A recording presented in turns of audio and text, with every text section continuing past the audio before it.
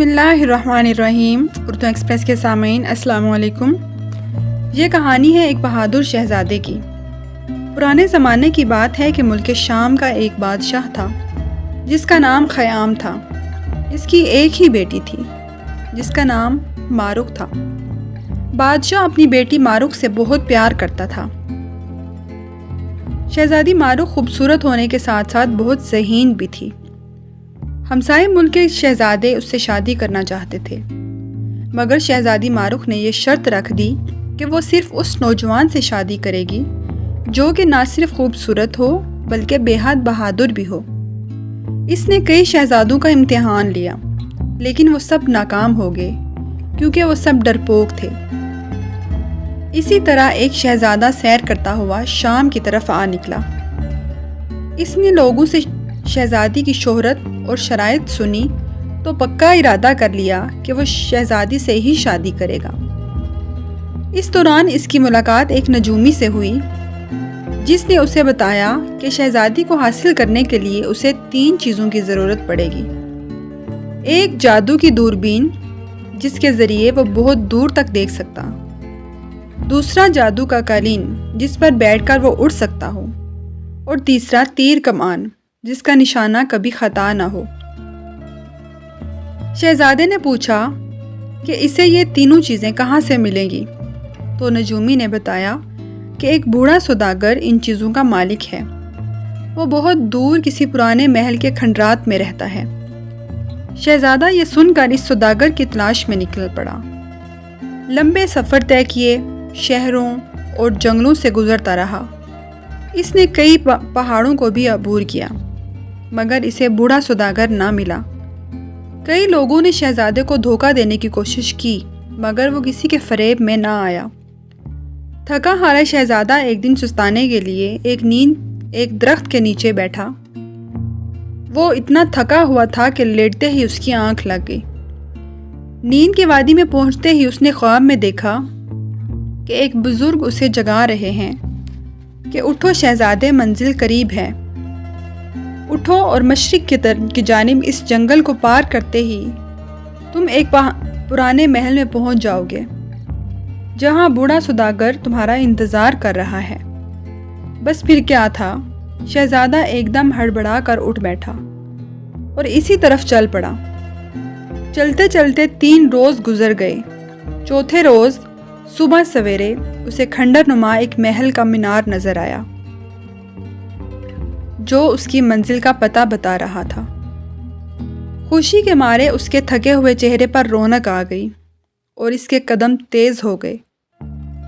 آخر کار وہ اس کھنڈر تک پہنچ گیا۔ جب وہ اس کے اندر داخل ہوا تو تمام دروازے کھلے ہوئے تھے، ایک سے آگے دوسرا اور دوسرے سے آگے تیسرا، اور چوتھے کمرے سے ہوتا ہوا وہ جب 7ویں کمرے میں پہنچا تو اس نے ایک بڑے سے پلنگ پر سوداگر کو لیٹے ہوئے دیکھا۔ وہ خوشی سے اچھل پڑا مگر یہ دیکھ کر اسے بہت دکھ ہوا کہ بوڑھا سوداگر اب فوت ہو چکا تھا۔ اس نے بہت دیر کر دی تھی۔ اس نے منزل کو پا کر کھو دیا۔ وہ شکستہ دلی کے ساتھ کھنڈر سے باہر نکلا تو اچانک اس کی نظر ایک دیوار کے کنارے پلنگ پر سوئے ہوئے ایک نوجوان پر پڑی۔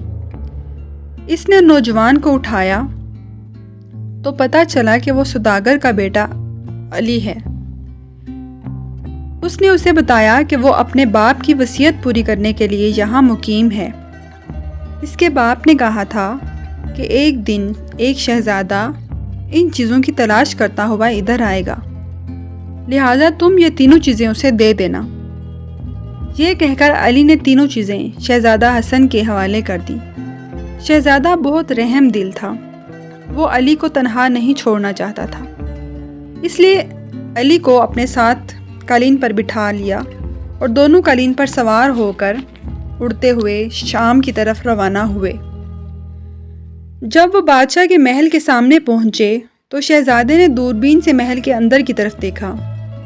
اندر کا ماحول دیکھا تو شہزادہ نے دیکھا کہ وزیر بڑی بے چینی سے ٹہل رہا تھا۔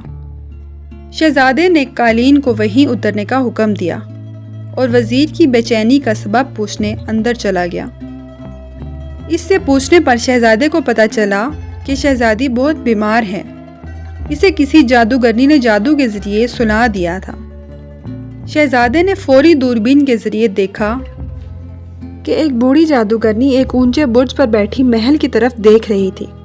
شہزادے نے اپنی جادوئی کمان نکالی اور جادوگرنی کا نشانہ لیا اور تیر چھوڑ دیا، مگر جادوگرنی تیر آتا ہوا دیکھ چکی تھی۔ وہ غصے سے دھاڑی اور کسی چیز پر منتر پھونک کر اسے شہزادے کی طرف پھینکنے ہی والی تھی کہ شہزادہ حسن نے بغیر موقع ضائع کیے دوسرا تیر چھوڑ دیا، جو سیدھا جا کے اس کے ماتھے پر لگا، اور دیکھتے ہی دیکھتے وہ آگ کے گولے میں تبدیل ہو کر چند ہی لمحوں میں راکھ بن کر غائب ہو گئی۔ یہ سارا منظر بادشاہ اور وزیر اور تمام درباری دیکھ رہے تھے۔ بادشاہ نے خوش ہو کر شہزادے کو گلے لگا لیا۔ پھر چند ہی ہفتوں میں بادشاہ نے اپنی بیٹی کی شادی شہزادے سے کروا دی، جس کا جشن ملک میں ہفتوں تک بڑی دھوم دھام سے چلتا رہا۔ اردو ایکسپریس کے سامعین، اگر آپ کو یہ ویڈیو پسند آئی ہے تو اس کو لائک کریں، ویڈیو کو شیئر کریں اور چینل کو سبسکرائب کریں، اور کمنٹ کر کے ہمیں ضرور بتائیے گا کہ آپ کو یہ ویڈیو کیسی لگی۔ Thank you for watching. اللہ حافظ۔